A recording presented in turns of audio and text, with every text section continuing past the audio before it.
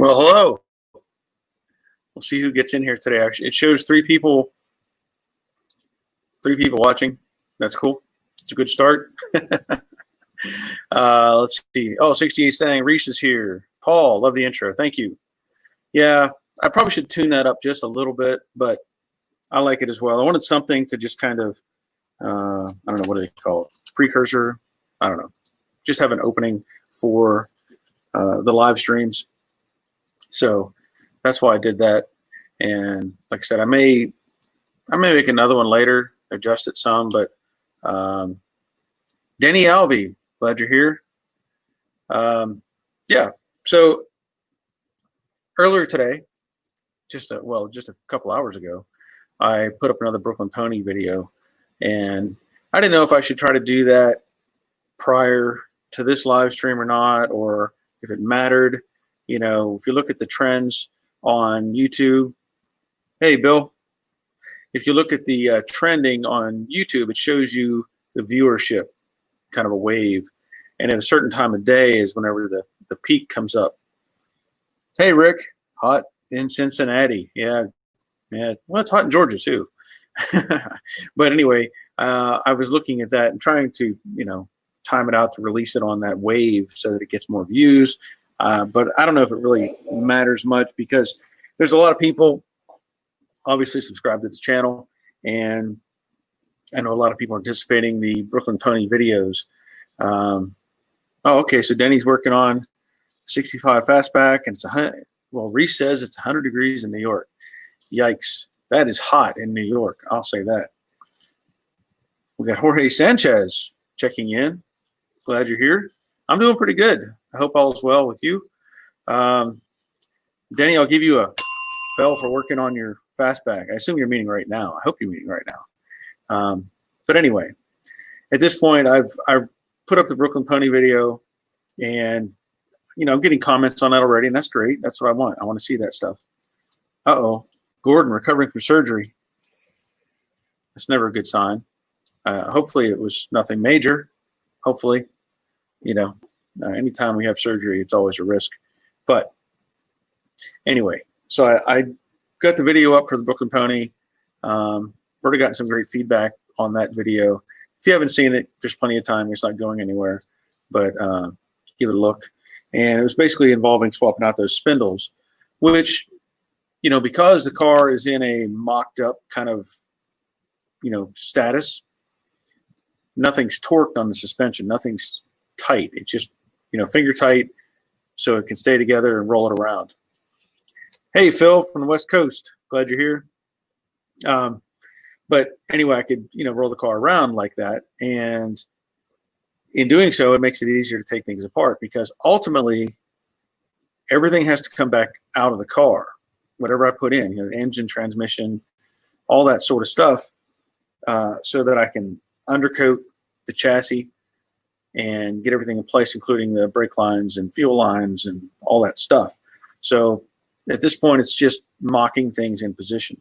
And, I think it went pretty well. And I'm aside of your field of view, but as I look at it, I can easily recognize that it is sitting, higher, whether it's a full 2 inches. Hey, Brian, full 2 inches or not, that remains to be seen.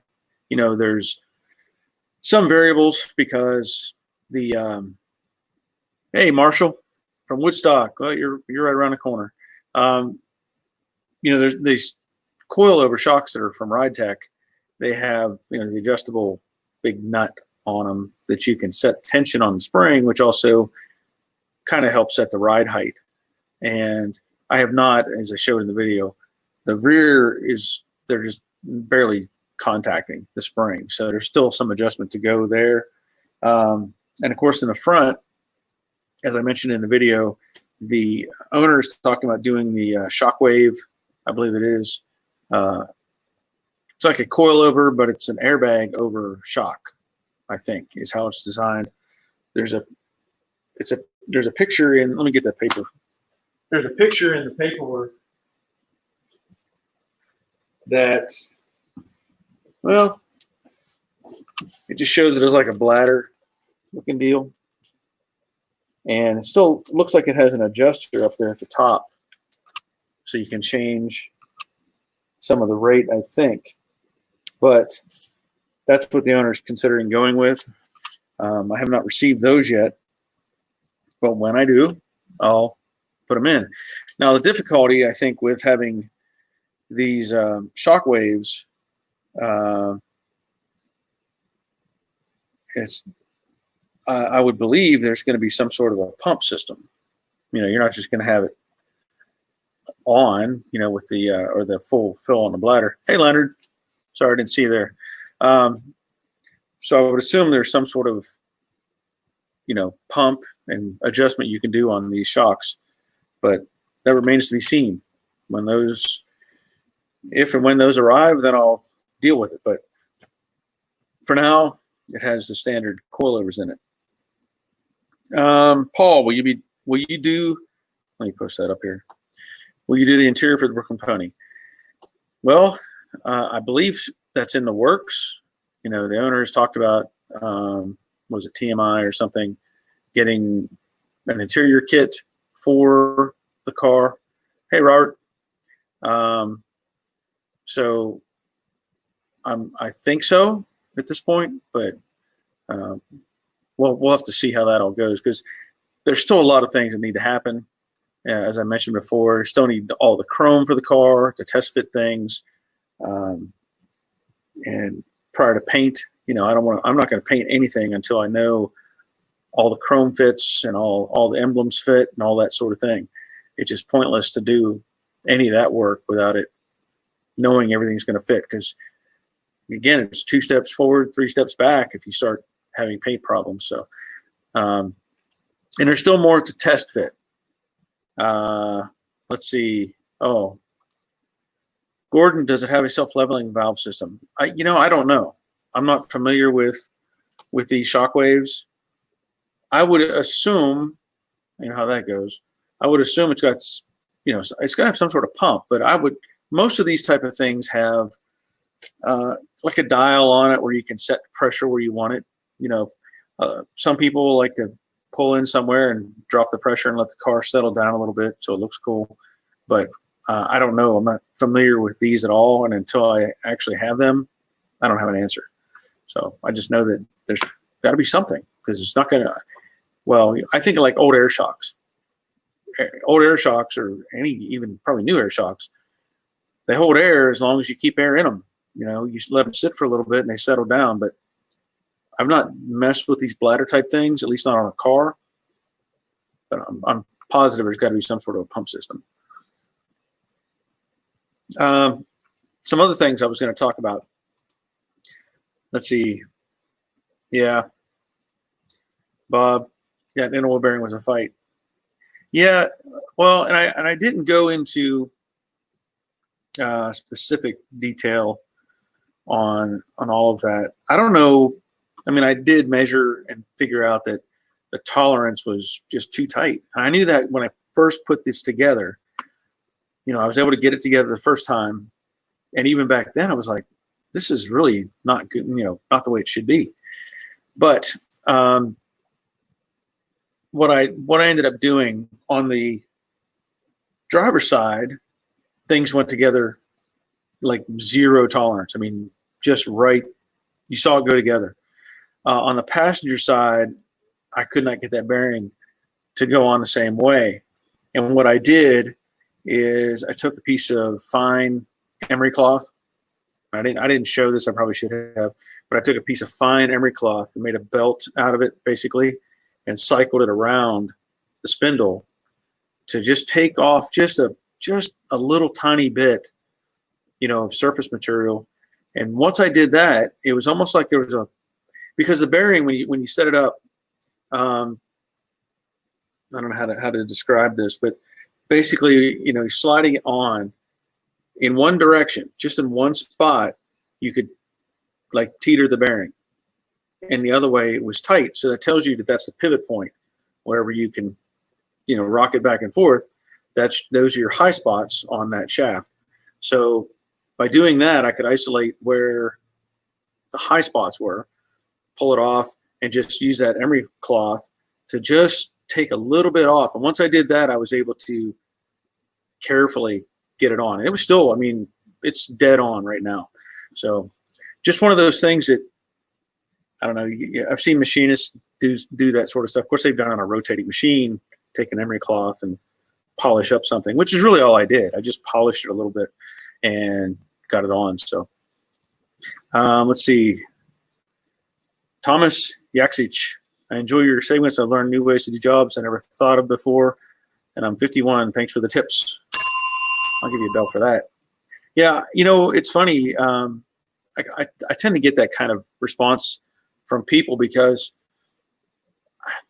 and I'm not saying I have any kind of serious advantage, but I have I don't know, I may analyze things differently or view things differently than most people do, because, and this goes back to, again, being in the junkyard or growing up in the junkyard. And I've mentioned before, every time I would ask my dad or my brother to teach me something, they would just say, go figure it out. They wouldn't teach me anything. So as a kid, I might figure out a way to do something that was different than what everybody else did, because, and at times I would get, even then I got really frustrated with the fact that they just wouldn't teach me something, even though I'm asking. And that's partly why I do the videos the way that I do, because I know people want to know. So, you know, here I am trying to explain it. No, Leonard, that's an RC truck that's broke down. But anyway, so by them telling me to go figure it out myself, that's what I did. And it became a natural thing for me to figure out a way to do things. Now, some of it may be unconventional.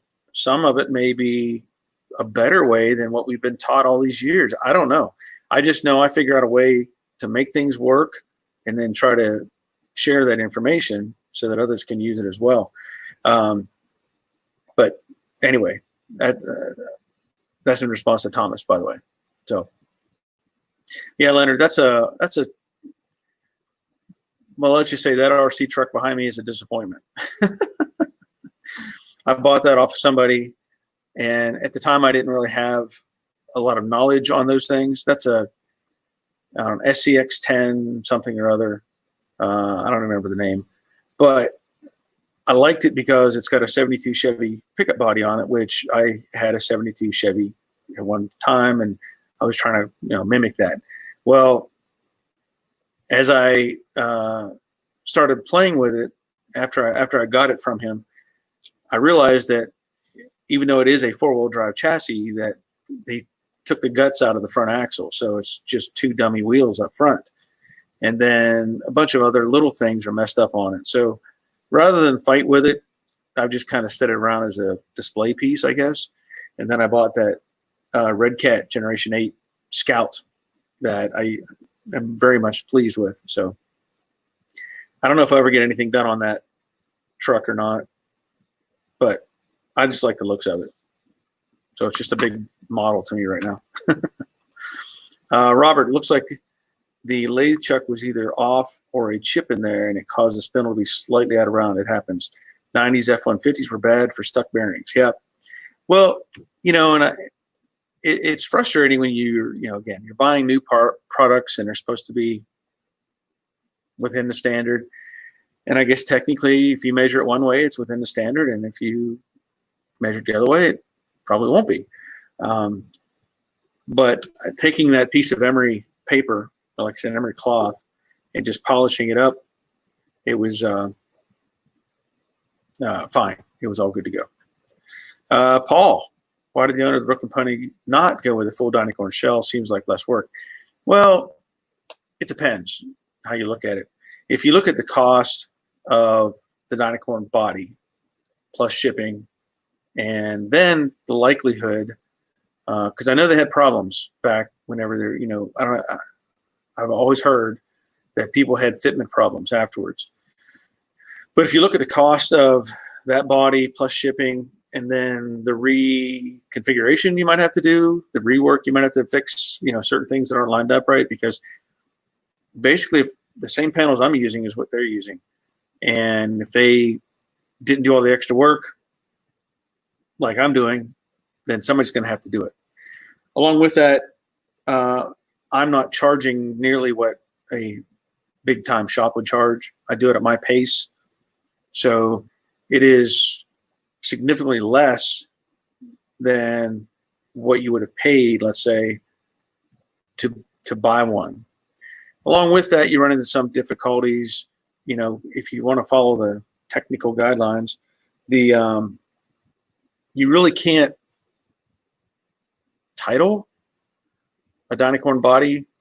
You know, I mean, you can, but you can't. Doing it this way, you're rebuilding, in a sense, the car that was there. So it kind of, I don't know. You can look at it a couple different ways, but along with that, for the cost of the sheet metal, and the Dynacorn body doesn't come with fenders or a hood or any of the front sheet metal or any other pieces. It just comes with the body. Okay, so you can add up pretty quick the cost of all that extra materials. For the purchase of all the materials to build this car, it was less than half of the cost to buy one that was already assembled with not as many parts. So lots of things to consider whenever you're playing with stuff like that. So Robert, they check with a mic instead of a no go gauge. Yeah, and I mean I get it, but still there should be something in place that they should be here's the bearing, put it on there, see if it fits. But they don't.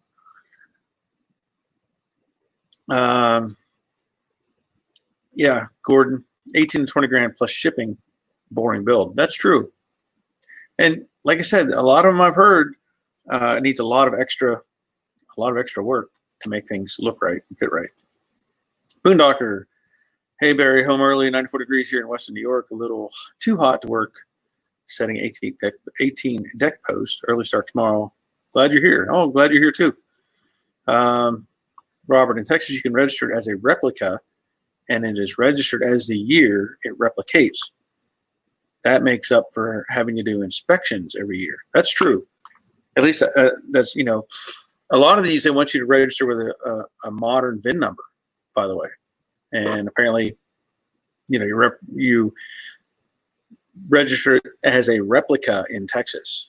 And so I don't know how that, if it has its own VIN number at that point that does not collaborate with the original car or coordinate, whatever, copy the original car. So there's lots of variables to consider, just put it that way. And being that this is, more of a custom build anyway with the suspension and all that sort of thing, it's not really, to me, it's not that much more effort. You start with a full one-piece floor pan and just work your way up, get things in place. So anyway, hope that helps. I was gonna talk about, I mentioned previously about maybe having affiliation with Advanced Auto Parts.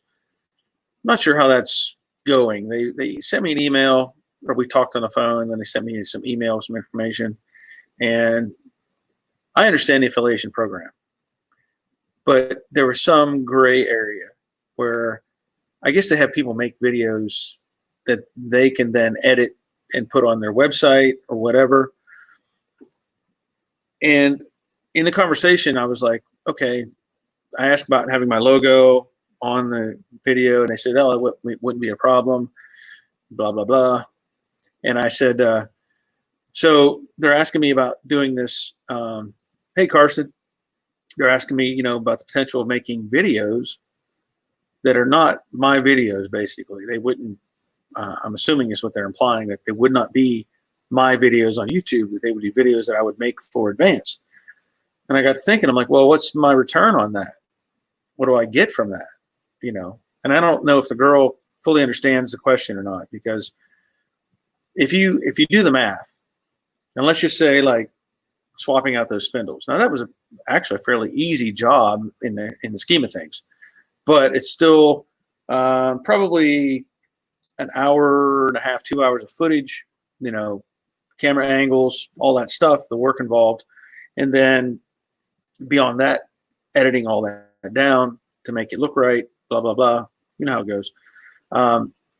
But they were implying that there was no compensation or something. Like, we'll let you have the special, you know, little discount on parts. It's like, no, I don't think they understand exactly what's involved. And there are channels, or there are websites you can go to that will allow you to determine the value of your YouTube channel, let's say. In particular, if I look up my YouTube channel and it says, if I just do a shout out, if I announce somebody or call out something or a product or whatever, that company puts that value at $221.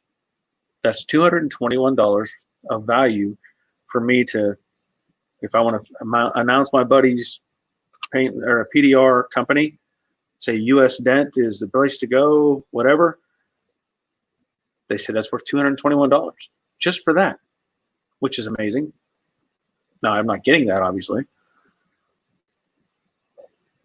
But the idea of a production video that they could use, or they could edit up however they want. If I go to that website and I punch in, I look at my numbers, it says the value of my video is between, I think it said $600 and $1,200. Okay. In my opinion, if I'm going to make a video for a company, Advance or whoever, then, and if they're going to use it for their own company or, you know, their production, well, at the very least, my production cost is between $600 and $1,200. But I'm not sure they grasp that, you know, because just like anything else, any of us who are doing something for work or whatever, there's a paycheck, there's compensation, there's time, there's money, there's revenue, there's taxes, there's bills, lots of stuff that adds up. So hopefully they get their ducks in a row and they figure out that, hey, Greg, yeah, Paul, it would be easy, you know, easy money if I had that money coming in. But I hope they get a grasp of what it really means for somebody to make these things. Because, I mean, if you went to, now I'm not going to compare myself to any kind of professional company, you know, with the sound stage and the fancy lights and the makeup crew and the, you know, sound, whatever, all those people that are involved. I mean, I've been to, like, I went to it'd be an extra on The Walking Dead, in which they ended up cutting me out. But I primarily went there to get insight. I didn't really care if I got on the show or not. I wanted to see how they do things and how I can incorporate that into what I do. You know, that's free knowledge, in my opinion. Looking at how they use lighting or positioning cameras. You know, I'm paying attention to the big picture of what they're doing, more so than me walking into a scene and going, hey, I'm Bob. You know, but anyway, the I lost my train of thought. Sorry, I was reading over here on the side. Gordon says you can only edit out so much before it loses its value. Correct. But like I was saying, I don't consider myself anywhere near the professionals as far as making these things. You know, they've got people that run cameras, edit, all the stuff, sound, whatever. But for the way I look at it, what I feel like I'm producing, it has tremendous value, even though it may not be the high-end, super high-end production quality that companies may produce. And I think you all get that. It's not necessarily about how attractive somebody is with the makeup or if they speak a certain way or perfectly and have no whatever. To me, it's all about the content, you know, and we all realize that content is what makes or breaks the videos. And yeah, that's right, Moondocker. No, it's a perfect face for radio. Got to remember that. I have a face for radio. Face for radio means okay. Anyway, so that's my point. Is they can't expect me to do anything just because it gets my name, my face on their channel or their product or whatever. You know, no. I got bills to pay. I have electric bills to pay. I have lots of stuff to take care of in life, as we all do. We all have that stuff going on. But anyway, Jeff is checking in London. Oh, I'm glad you're here, Jeff. Okay, Robert, I have a face for radio and a voice for print. Yeah. Well, you know, I guess I'm just lucky enough that people accept me for who I am.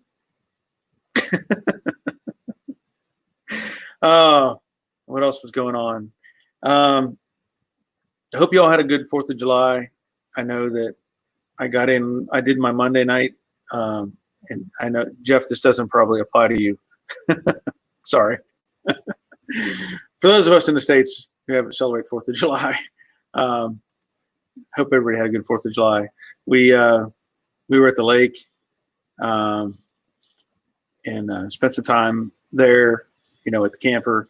My wife and I and 2 of our kids and a couple of their friends, and went on a boat ride with a friend of mine, and me and my son went on a boat ride. And anyway, we had a good time, and we might even go back this week. Might go back this weekend. I don't know. We're still debating on that. I will point out that I hope this feed is okay, because our router, apparently when I got hit, about 2 weeks ago, my main computer got hit by lightning, and it blew out the motherboard and the power source, and it probably affected the Ethernet on the router, because even though the Ethernet cable was intact, the port that it was plugged into was not working anymore. So I had to move it to another port, and then it started working. Well, currently, this computer is not connected to the Ethernet. It's actually running off of Wi-Fi today. And I'm with Comcast. They were supposed to come out. Well, they threatened to come out today to work on it, but I don't see them coming. And if that's the case, then they'll probably send me another router that I can put in and hopefully get everything working right.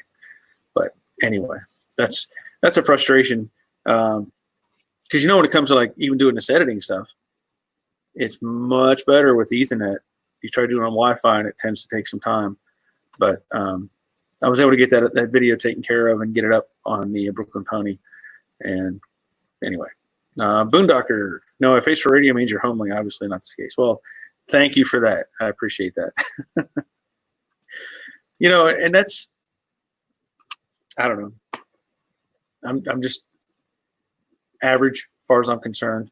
Not even considering any of that stuff. I'm just like to make these videos and get the stuff out there and let people see it. There was something else. Oh, yeah, I mentioned it. I think I mentioned on the Monday night video, and I don't know where Butch is. I don't know if he's watching or not. Butch, a buddy of mine, had brought me a high lift jack, and he was supposed to pick it up, I think, yesterday. This is one of those, you know, you put on your, carry around on your Jeep. And anyway, this one was extra tall. So it had this much length on it. So you're looking around 5 feet tall, I think, maybe a little, somewhere on there. Anyway, he was going to mount it in a different location on his Jeep and needed the length cut off. So I ended up using one of those, I mentioned it earlier. Well, not this one, but 4.5 inch Bad Dog cutting disc, a diamond disc, and cut that thing off. So I don't know. Butch might even show up while we're on live here. We'll find out. Along with that, and I don't know if you've been following along on the other channel, J Daddy's Workshop. I built those deer feeders. I don't know if you saw them or not, but they're basically just 1-inch square tubing stands with a little roof on the top that somebody wanted rebuilt, and I ended up just making new ones because his were so rusted they were falling apart and not worth salvaging. Well, once I made those, a buddy of mine contacted me and said, "Hey, I want one of those too." So yesterday or the day before, I don't remember which. I don't know what day it was. Maybe it was Monday. He brought by 2 sticks of 1-inch square tubing so that I can make a new deer stand feeder for him as well. And that one's going to be a little bit different. I'm going to make it with a 55-gallon drum, plastic drum, and cut it in half so that it sits in there. And initially he was like, just make it look just like the other ones. Well, the other ones had trays that sat inside. So if I made it the same dimension as those, then I would not be able to verify that the barrel would fit, the half the 55-gallon, barrel. So that's why he brought me the barrel so that I could start with that and then work my way out with the stand. Yep. Yeah, Marshall. Those jacks, 48 and 60-inch legs. Okay. Very useful and dangerous at the same time. Well, you know what? Let me do this. Since we're talking about that, here you go. I'm going to do a junkyard story. It's a good time for that. Junkyard story time. Gather around, kids. Barry's going to talk about the junkyard.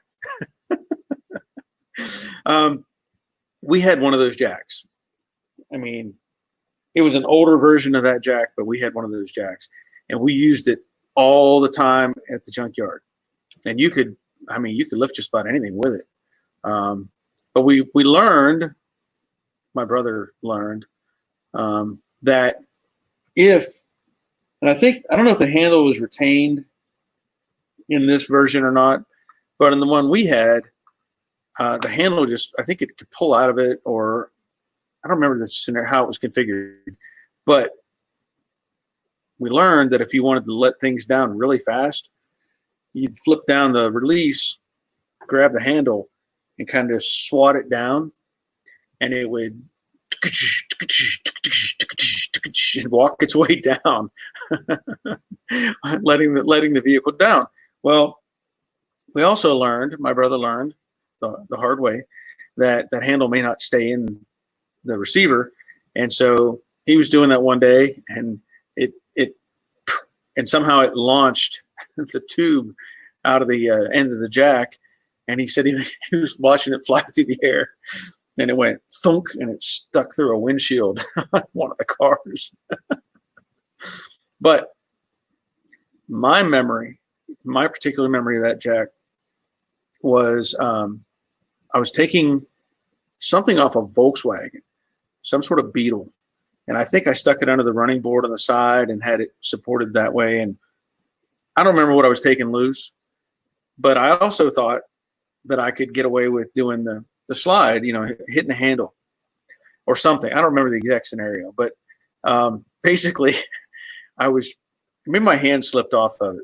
I don't remember. I don't know, but I was shocked because the handle, when it was coming up, it like slipped out of my hand or something. It came up and went pow, pow, pow. It hit me like 3 times in the face until I got out of the way. So yeah, those things are dangerous. Those things are definitely dangerous. All right, no more junkyard story time. That's enough of that. Yeah. I don't remember. Yeah, I think I do remember that the old, because I remember the old bumper jacks. We used to use those all the time at the junkyard, just for anything. But now that you mention it, I think I do recall that maybe it was not just Mopar though. Maybe it was all of them. That if you left the handle in it, that it was enough weight that it would bounce its way down and let the car down. I don't remember. It's been quite some time since I've messed with a real bumper jack.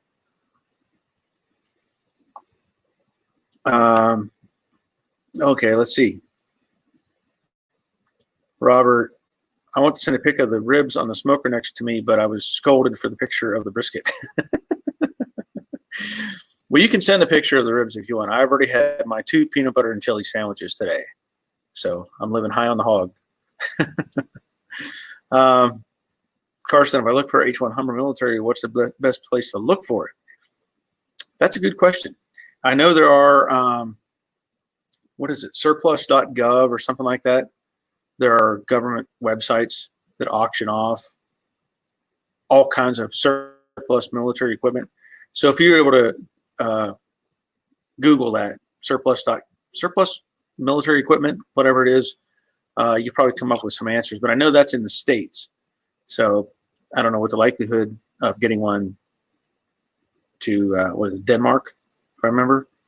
I don't know how hard it would be to get one there. But yeah, surplus, government surplus, something or other.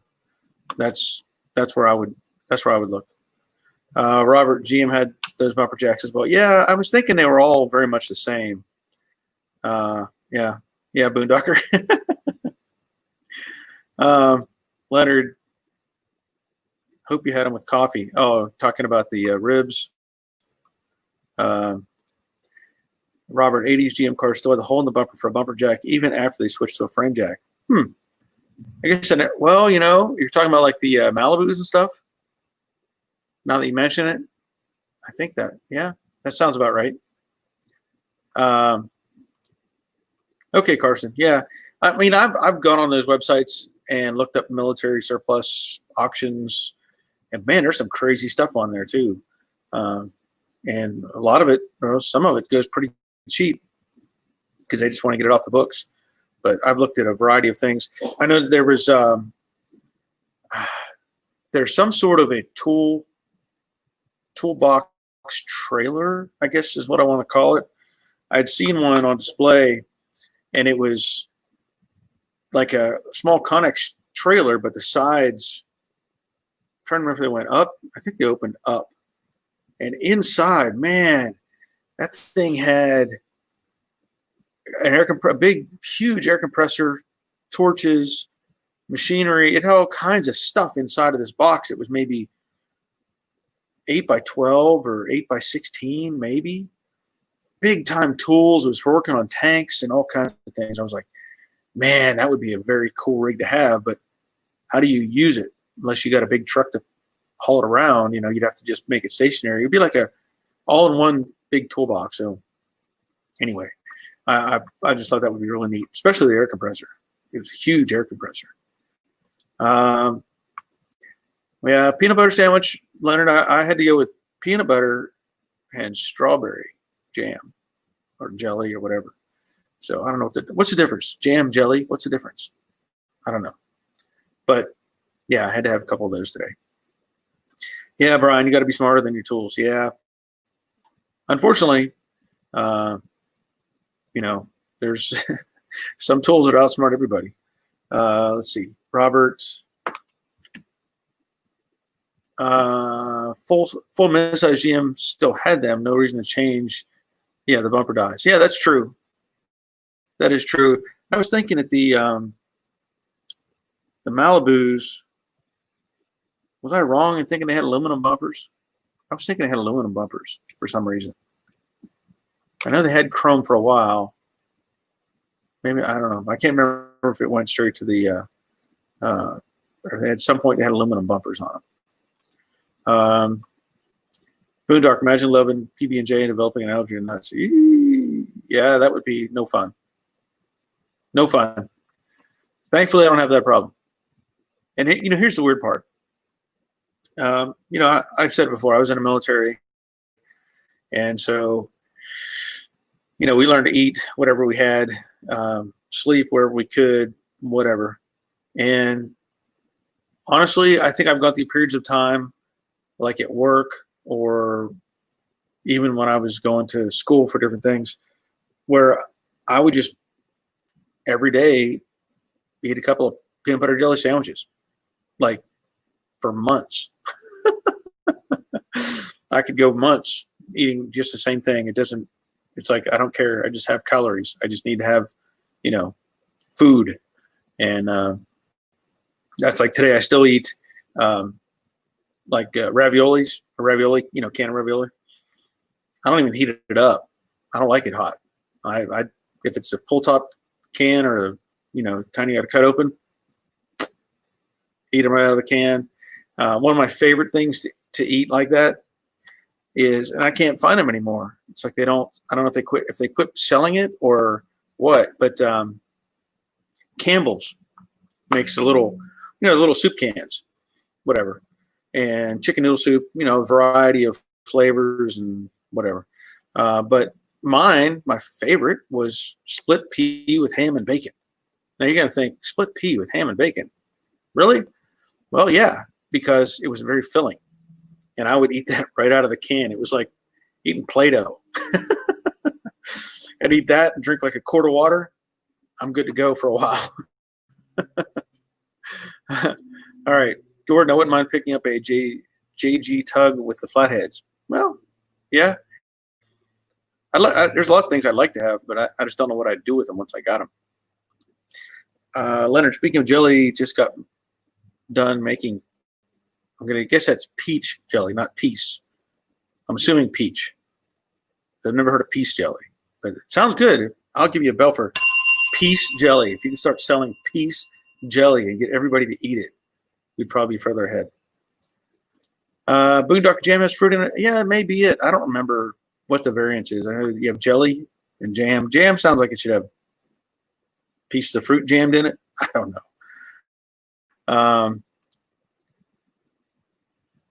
Yeah, I'm on Wi-Fi today, Wally, because I was talking earlier about the I had a lightning strike at the house, and I think the router is messed up.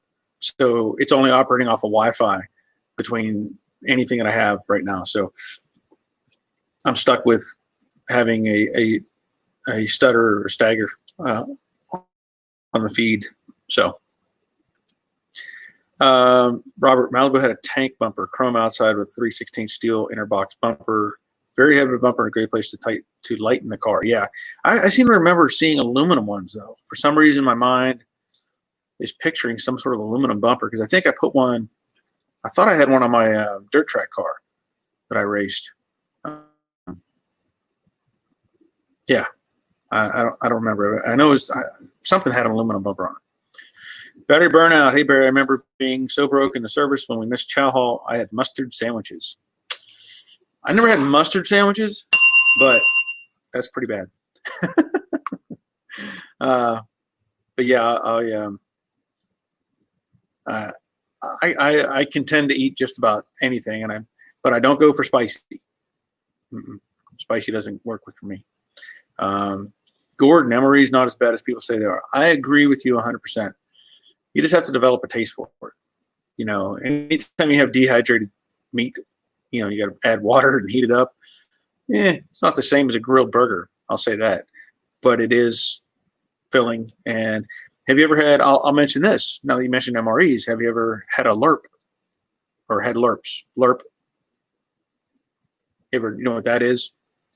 A LURP was one meal for the entire day. And it was designed for people on really long patrols, and that's what it stood for, long range reconnaissance patrol meal, LURP. And it was like a MRE on steroids. It was like you would have this bag of spaghetti with meat sauce in it, and it was dehydrated, and it would take like a full quart of water to get that bag of spaghetti back up to edible. But anyway, that was, it was designed for one meal. That thing had like, I don't remember, it was 4,000 or 6,000 calories in it or something, but it was meant for one meal a day, because you couldn't carry two or three meals, per day on this type of trip. You'd carry like 7 of those for 7 days. That's it. So, yep. Boondocker high in protein. Yep. Peach. I still think you should make peace jelly, Leonard. I think if you could market peace jelly and get everybody to take a bite of that, we'd be fantastic. Robert, the meatball MREs were the best, but many like the chicken. No, we didn't call it chicken a la. No, that wasn't. Nobody I knew liked the chicken a la king. I can say that. Yeah, I think I don't know if we even had in my time. I don't think we had the meatballs. We had dehydrated beef patty, dehydrated pork patty, some sort of a barbecue something, chicken a la king. We only had like 6 choices, and then of those, they had like weird plastic cheese in a tube and crackers that half the time were all busted. But we used to take the you would have a cocoa mix, a dry coffee, and powdered sugar, and a creamer, and sometimes you'd have peanut butter. Well, I would take the peanut butter and dump the peanut butter into a cocoa pack and stir it up, add a little bit of water, add the creamer, add the sugar, and just stir it up until it became like a stiff candy bar. And I think we jokingly called them Ranger cookies or something like that, where I don't know, but that was one of the treats we had come up with. Yeah, Wally, it's the lightning hit the house, or hit close to the house, and it fried my primary computer, my desktop, burned out the motherboard and the power supply. So I got that fixed, and the Ethernet cable was not working. I thought it was the cable itself, so I made a new one. That didn't help. I double checked the cable that I had with my little tester deal. It was fine, but one of the ports was bad on the router, and I moved it to a new port and everything worked. Well, apparently none of it's working now. So the Wi-Fi portion is working, but the Ethernet part is not. Hey, Ron, glad you're here. Brian. Yep, got a nice scar on my index finger from using angle grinder without guard. Sliced it, band-aided it, cut it again, same spot, right through the bandage. Oh, well, that's not appealing at all. Don't do that. Don't do that. Man. Yeah, because that angle, I don't use the angle grinder without the guard on it. I'm not that brave. I've done some crazy stuff, but I'm not that brave. Okay, Robert, there was an aluminum radiator sport on the Grand Prix. I never found one to buy in the yards, though. Interesting. Gordon never had those. Worked on carriers for a time, then air crew. Yeah, we went through a lot of MREs and tray packs. That was the pan of whatever. Could be scalloped potatoes or ham and potatoes or something, and it was like a pan, almost like I don't know if they came made that way, or if they just, the chow hall made them and then put them in those pans and sealed them up. I don't know how that operated. I just know that we would get these tray packs on occasion, so it'd be a hot food. It's really good for breakfast. RJ checking in, glad you're here. Oh man, Resto Alcy, good morning, all 5:40 a.m. here in Australia. Glad you're checking in, Resto. Danny, Barry, checked your email from last Thursday and some past projects and current projects. The gold metal flake 69 opal gas is a cool build. Okay. You sent me an email on that?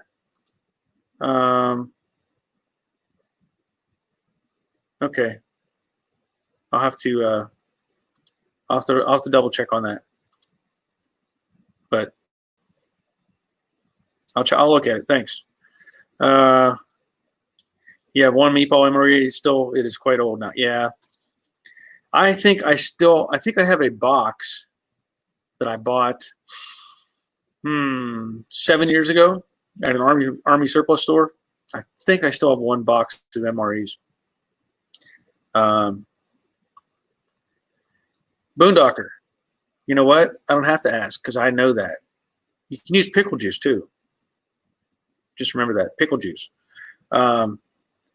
When I haven't done a Spartan race in well over a year now because, the COVID thing screwed everything up. Hey, Rick. Hey, Donald. But at the Spartan races that I did, which could be anywhere from 5 to 13 miles, if you're not familiar with that, it's basically running, climbing over things, or climbing a rope, or carrying stuff, or whatever.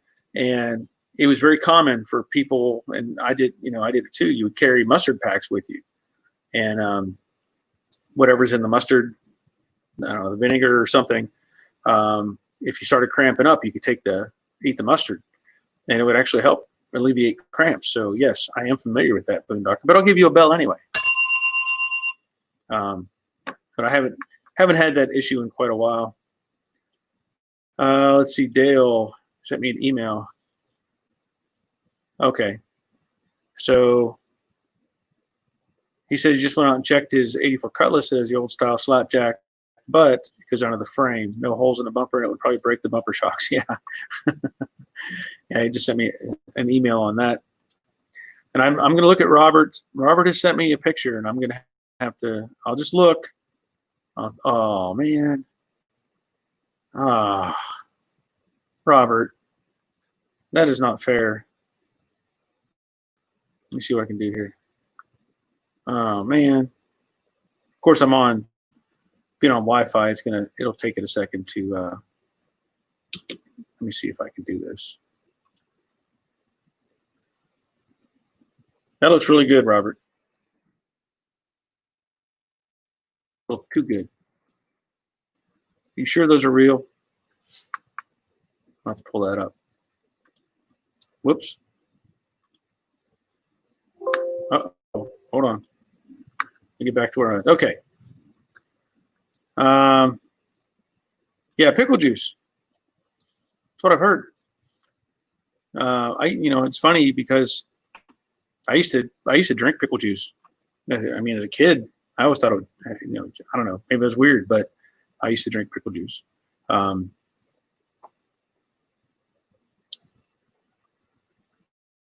Okay, so Leonard is saying the IG gang came in and did a check on the sea rats when I was in the Navy, and they were from the Korean War.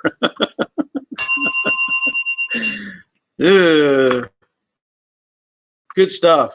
Good stuff. Let me see if I can get this picture up here. Since Robert is torturing me with his what he's cooking, so let's see if I can get that. It's going to take it a while because it has to go up, to a satellite and bounce around and then come back. And this is what Robert sent me. Look at this. Look at that. Man. Honestly, I had my peanut butter and jelly, but I know I could eat all that. I know I could. Thanks, Robert. Let's see. Robert, I'll have to smoke a brisket and rack of ribs, then list a flight for Atlanta. I freeze them, then pack with dry ice for the flight. Yeah. Why not? I'll help you eat them. I'll be happy to help. Man. All right. Well, this is good. Normally on this broadcast, I tend to have an average of 25 people coming in. So I'm at 40 now. Again, I would normally cut this off at an hour, but if there's other things that we want to talk about, or if you just want to listen to me ramble on, I'll keep this going for a little bit, and we'll go from there. But oh, Leonard, you found some more parts for Mustangs. Are these OE parts, new old stock stuff? Because I'm not saying I need them, but I might be interested. I also want to point out that, who was it? What was the guy's name? He had a weird name. Started with a U. He got the last hat, because I haven't heard back from Steve on the, let me see if I can find this. What was that guy's name? I can't remember the name. Anyway, Steve, who had talked about his 68 Mustang, thinking that it was going to have, wanted to see what the horsepower or the horsepower at the rear wheels was. And he has not gotten back to me on that. We had a little wager going. And he was expecting it, he wanted it to be 180 or higher, and I wagered that it would be less than 180. And, so we'll see from that. And the wager it was if he got it right, 180 or higher, then he would get one of the hats. If not, he just had to give me $25 anyway and no hat. So that's another thing I'll point out, that since I'm out of these, and I'm not making an official survey or anything, but I'm going to order some more of these hats. And I know my initial order, I had 15 of the black and 5 of the green. And I think I'll split that up. I may do a 10 and 10. People seem to like the green ones real fast. And I do have one green one that I've kept that is autographed by Chip Foose. That one's not for sale. But I'll probably make another order of the hats and get those in place. And I haven't done anything with the T-shirts in a while. I just don't know. It's so hard to deal with that stuff sometimes whenever, try to make a sale or package things up and run to the post office and back and forth and all that stuff. So it makes it a little more challenging, but the hats aren't too bad. I've got boxes already set aside for the hats. So let's see. Boondocker, we're talking about mustard and pickle juice, and you have to show those ribs. Ouch. Yeah. Okay, so Robert Adams, my timing's been off lately. I'm removing all the old quarter panels under the sail panel. That joint has rust on the inside of the car. Don't want sail panel rust later on. Yeah, probably a good call. Jeff Perrine. Hey, Barry, keep rambling on. Yeah. Let's see. Boondocker, I might like I'm happy with that hat or shirt. I'm wondering now, maybe I should do that.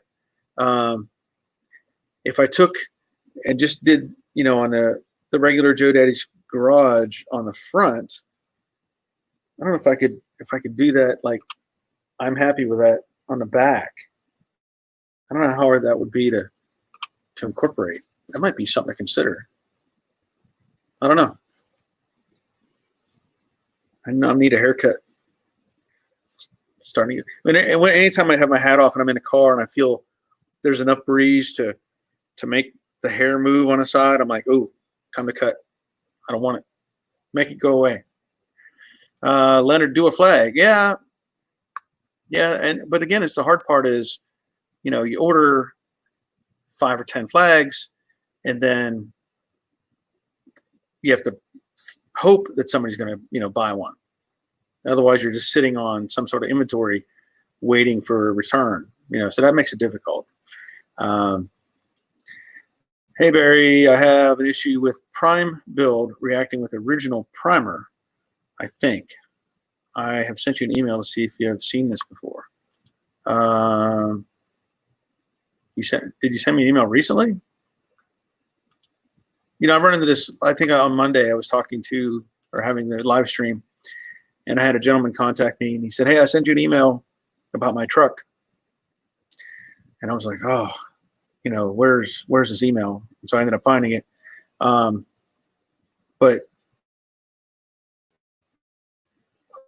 it is an excuse, but I'm not trying to lean on the excuse. It's really hard for me to keep up with all the emails and messages and stuff that comes up. So if you sent me an email on something like that,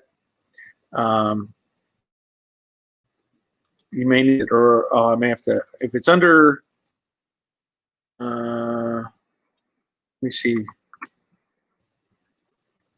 No. Oh, wait a minute. You sent it to me on the, I don't know where it's at. You have to send it again because I don't know where it's at. Sorry. let's see, Robert. I used to sell parts of my own website, and then it was not fun being a one-man band. Well, and I would agree with that 100%. You know, between doing the work, making the videos, editing the videos, posting the videos, following up on the channel, answering questions, you know, getting emails, getting phone calls, getting, you know, bounced all over the place, it can get you spinning pretty fast, and you forget, you know. And I don't want to be unfocused on what I'm doing on the cars. You know, it's nice to have obviously the revenue that helps pay for things and keep things moving. And that's another reality check that I was doing with my wife today. We were looking at the actual numbers for if I do commit to this retirement package, and I'm looking at the actual numbers we need per year, and it's a little tighter than I thought it was going to be. I'll be honest. I thought that I didn't realize how much it took to keep the household up and running. Let's put it that way. So we could do it, but it'll be a tight fit. So that's why I promote the Amazon and Patreon and all those things. But she did say, you know, hey, if it doesn't work, we'll both go back to work somewhere. So, oh, well, okay. I like that vote of confidence. But I still feel like for what I do out here in the garage, beyond the YouTube aspect of it, is if I was able to, you know, generate repair money, you know, actually doing repair work, that's another thing that I have to consider. But it's also a gray area that I don't know. You know, as with anything, just like YouTube, as she points out, you know, it could dry up tomorrow. Well, that's true. I know there's issues with YouTube or Google being sued by people because of censoring their videos and stuff like that. But I'm not in that market. I'm not in the market where I don't put anything out that needs to be censored. You know, it's not political. It's not, you know, verbally abusive or anything like that. So I'm comfortable with what I have. Okay, so Boondock, you like the idea of the hat? I'm happy with that. Yeah. Let me see here. RJ, my dad had a '66 Mustang with 23,000 original miles. The car is sold new, I guess, in Norway, and looks like new. Never painted or restored. What would be worth in the U.S.? 289 hardtop. So coupe car, 4-speed manual. That's a tough question to answer.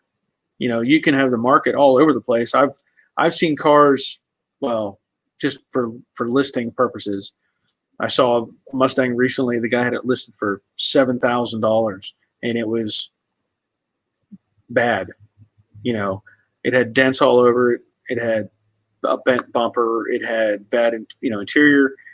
It was like a 65 or 6, and he was saying like it's already in, you know, all the body work is done. And I'm looking at the pictures, and I can see big dents in the side, and I'm like, no, this car is not anywhere near ready to go. And he had some fantasy price of $7,000. Well, to me, the car is worth about $2,000. Just be honest, because it needs a ton of work. Now they can post whatever price they want. I would say, looking if it's a coupe car, there's probably with 23,000 original miles. If you can document that, if you have paperwork that can document that, that's a big solid plus. And you could probably look at anywhere in the U.S. And again, I'm just going to have to ballpark it. You know, 20 to 35,000. You know, if somebody's looking for that particular configuration, that'd be that's a broad guess, just a broad guess, 20 to 35,000. But I don't know, not for sure. Leonard, if you do the flags, I'll take one. Well, thank you, Leonard. You know, that'll leave 9. Yeah. Boondock, about a poor Joe Daddy hat. Would people say, I thought your name was Bob? Well, you know what's funny about that? Since you know, mentioning Bob, I'm assuming your name is Bob. Anytime I go to a fast food restaurant or anything, and they say, okay, here's what's your order. I give it to order. What's your name? I say Bob. Just Bob. Doesn't matter if I said Jack or Joe or just a name. Just Bob. Boondock, I would, of course, steer them to your site. I already have, and everyone that knows me is amazed that I know how to run a computer. Leonard, talking about junkyards, I had a close friend who had a yard, and when we go looking for parts, we'd keep an eye out for water, I guess moccasin. That would be inside of the, I can't see what those images are, car, and I guess that's a couch. I can't, or truck, car and truck. I can't tell what those little images are. Yeah.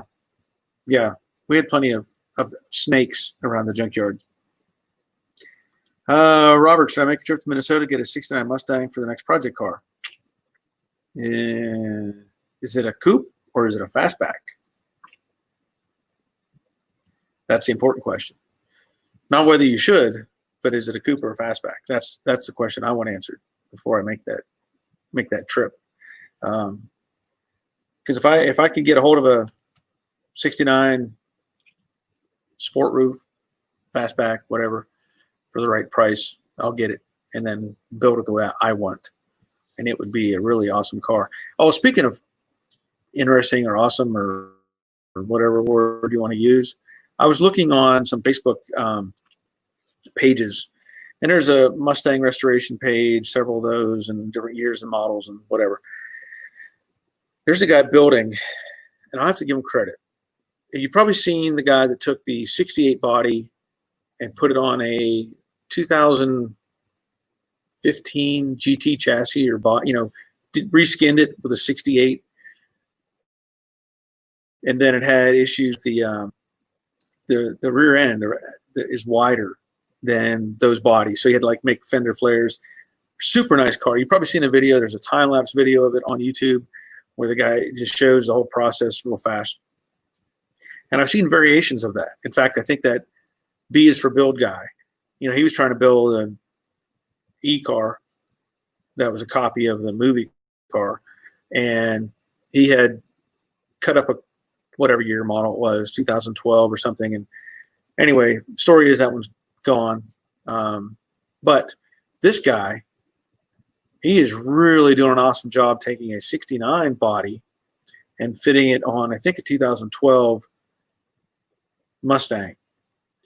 Now, the big conflict you run into when you do something like that is the shape of the 69 or body kind of is curved. The doors curve in, and the 2012 version has rocker panels that stick out, so you end up with a ledge. If you build it to fit the chassis, then there's a ledge that you end up where the door comes down and this ledge sticks out. Whatever. It looks like a step. It looks horrible. And I was watching what this guy was doing, and he really did some awesome fabrication work. Let me back up and say that not only is he building this car,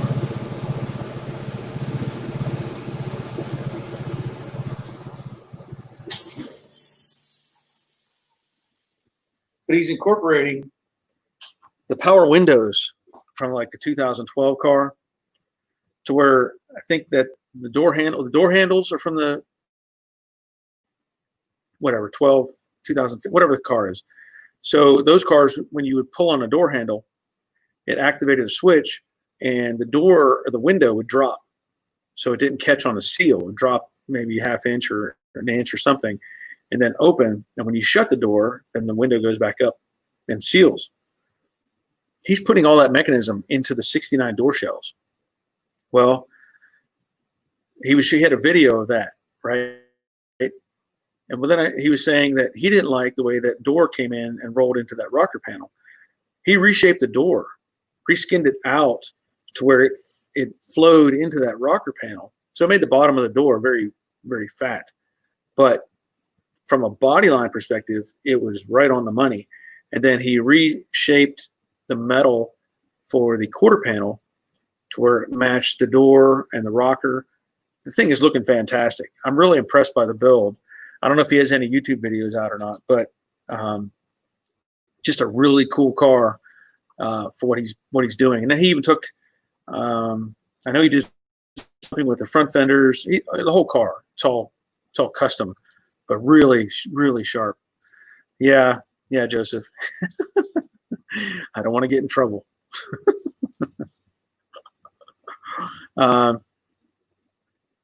Let's see. Robert, haven't seen it and trying to get more info from a friend. Okay. Yeah. Well, sorry, Boondocker. It's easier for me to say Bob than it is when I say Barry and they spell it wrong. You know, I'd rather just give him a nice, easy name. Although my son, my younger son, when he goes to one of the restaurants and they say, you know, can we have a name for your order? He'll say Felix, because he wants to see what they write, if they can figure out how to write Felix. I haven't gone that far, but I do use Bob frequently, and I had an uncle named Bob, so it kind of makes it easier to associate. Room temperature coffee, good stuff. All right. Well, let's see. Jeff, I picked up a 03 Terminator Cobra IRS to swap into my 67. Okay, so it's narrower. All right, narrower than later models. Yeah, I know that whatever they've done, I don't know the measurements of the rear axle or the front suspension or any of that stuff, but obviously they stick out wider than the old style 8.8 or 9-inch rear end. Marshall, I've seen that where the rockers end up about a foot tall and it doesn't look right to me anyways. Yeah, I agree. And you know, I like to fabricate things. Let me back up just a second. Leonard says there's a 70 Mercury Cyclone that's been sitting for years. I'd like to check it out here. Looks like it's got a 429 in it. Check it out, Leonard. Check it out. I will say that I've considered doing a similar build. Maybe, you know, once I get stuff out of the way. Again, I've got so many projects, but I still like to think. I still like to envision potential projects. And so I look at the idea of how can you make the body of an early car fit on the late car and look correct or look right. And I don't know how much, I haven't looked at the differential or the front suspension or any of that stuff, but if it was, you know, one thought was, okay, what if you took, like, my little simulator car, what if you took that and cut the car down the middle and you spread it apart? Now, I don't know how much distance you're going to have to add. It would make the car look a little awkward. It would make it look really squat. But if you spread the body apart, to me, that's an easy, and I hate to say easy, but my mind thinks, hey, that's an easy way to do it, because now you can bring it out and get it on the wheel wells and then make filler pieces. You know, the difficulty, of course, is the windshield and the back glass. So you'd have to make Lexan or whatever to make that work. But that is one idea that I had. And then I started thinking, well, what about if you extended the quarters on top instead of making flares? So I'm thinking like 69 Mach 1. So if you extended the width of the quarter panels X, whatever that number is, and was able to do that, but that doesn't, you still have to get doors out over the rockers. So these are kind of things that keep me up at night, right? Another idea was, what if you took the center section of the 2012, 13, whatever it is, and you narrowed where the rockers are, either draw them in or eliminate the width of the rocker itself. So if they have big fat rockers on them, what if I notch that and just bring it in to where the rocker now lines up with the door? Lots of things are involved with obviously making something like that, but I just like to think about these things. It's my mind always looking at something that I could potentially build. I'm not saying it'll happen, but I like to think about it. Boondockers. Your mom doesn't like Bob, just another name. Well, yeah. You know, my name, not a lot of people have my name, but I don't know. I think I'd rather have a different name, but it's one I'm born with, so that's what I'm keeping. Joseph, after I get the 67 Mustang done, I really like to fix a Fox body Mustang as a project. Yeah. You know, they're neat little cars, really, even if you just have even at the ones that were like, you know, little 4-cylinders, just something to drive. You know, I drive a little Ford Focus as my daily commuter if I want to. But I had a 80, what year was that? 81, 82, 83, somewhere in that generation, Mercury Capri. So it was, you know, basically a Mustang, but it was, I want to say, I know it was a 6-cylinder. I can't remember if it was a V6 or a straight 6, though. I don't remember for sure. I know it wasn't a V8, but it was a 6-cylinder automatic. And it was just a nice little car to drive. You know, it had good interior. It was brown, though. The factory color was brown, which is kind of odd. But I wouldn't mind driving one of those around. But, you know, the convenience of the little Ford Focus, it just starts and goes, you know. If somebody hits it in the parking lot, I don't care. I'm not worried about it. If it something breaks on it, I really don't. I'm not going to worry about it. You know, it starts and goes. It's got a radio. It actually has AC that I don't use, but it does work. And you know, it's one of those cars that just I don't care if something happens to it. I'll just replace it.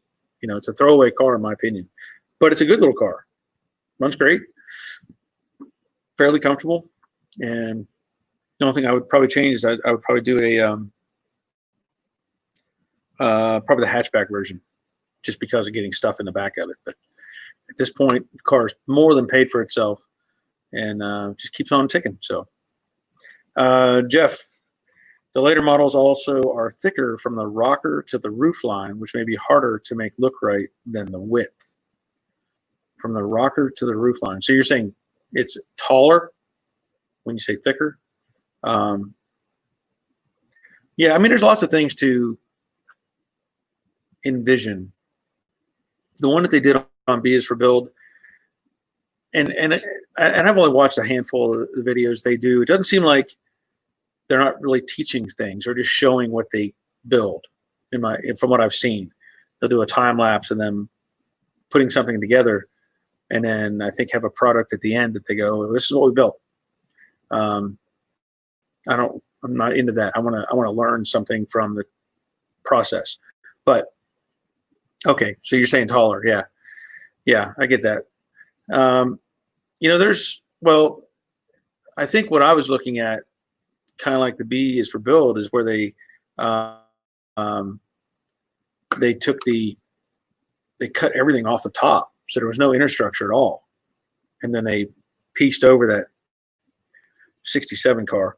They just kind of pieced it around, and then they ended up like chopping up pieces of the dash so that they could get the cowl in, and it was a little on the sketchy side, but it worked. So anyway, just all those variables that come into play. But I would take everything off and try to work the body as one piece onto it, and just eliminate what's in the way, in a sense, I guess. Kind of like they did, but maybe with a little more forethought. I guess that's word. I don't know. Leonard, no. Did you see the video of a guy that built a Fox body then totaled it a WW? I'm not. No. Okay, yeah. So, and then Rick, Capri could have two different 6-cylinders. 7982 could be a 200. Later would be a 3.8 V6. Yeah, I'm really thinking it had a straight 6 in it. I really do think it had a straight 6. My mind is telling me that because I know I worked on it, And I don't remember seeing, 2 valve covers. I think I just remember seeing a, long straight 6. Did I see the video? Oh, totaled it, built a Fox body and then totaled it a week after he got it done. No, I did not see that. All right, Robert, we'll see you later. Get that quarter done. Hope you enjoyed your ribs. Seriously, hope you enjoyed your ribs. Yeah. Anyway, I am gonna end this one in about 8.5 minutes. I see the viewer count is down a little bit. I know people got things to do, and so about 8.5 minutes. So if you haven't already seen the latest Brooklyn Pony video, make sure you watch that. Leave a comment, thumbs up, all that cool stuff. It helps with things. As I mentioned in that video, the next video on the Pony is going to be fitting in the transmission for the car, the actual transmission. So that'll be going in place. And then I want to verify the cross member goes into place correctly. And I need to, if you saw the Viewers Project video that Randall did, I need to follow up with that and post a second video, because he had sent me several clips. And I don't know if it was on his end or my end that one of the clips got lost. And we talked about it, and we were both on the impression that I had all the clips, but apparently I didn't.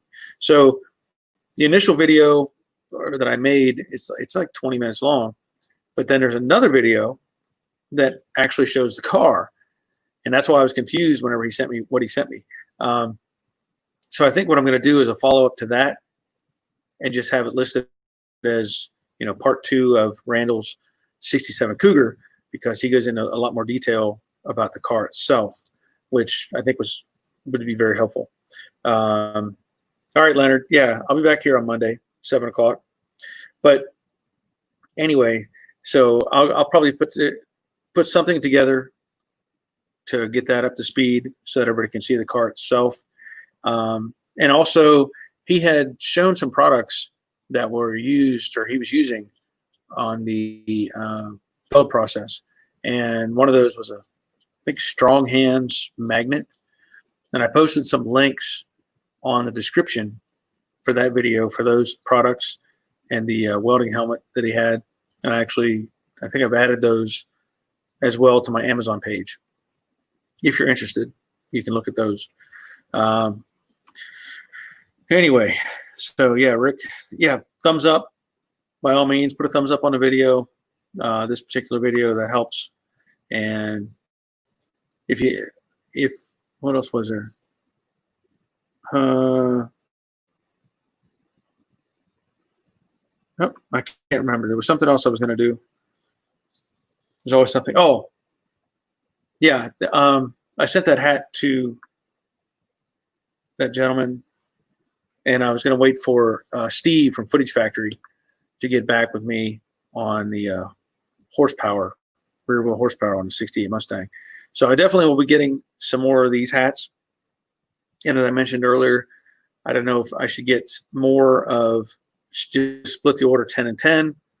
I was hoping I would get some feedback, but I think that's probably fair enough if I do 10 and 10. Like I said, the green ones were very popular. Those are the first ones to actually sell. And, I don't know if I should get more green, less black. I don't know. But we'll get into that more later. And I'll check into the I'm happy with that on the back. I think that would be kind of fun. See what they add on for stitching that up. And then I think that's it. So it's been a crazy couple weeks, hasn't it? I know we've had these storms come through, had the lightning hit the house or hit very close to the house, and that's caused problems. I still haven't heard from the Comcast people, so I'm assuming they're not going to be coming. So I'll probably have to call that back in and try to get some coordination going with that. Maybe they'll just send me another router and I can plug it in myself and get it updated. But it's always fun whenever you're trying to take care of something that's you shouldn't have to deal with, right?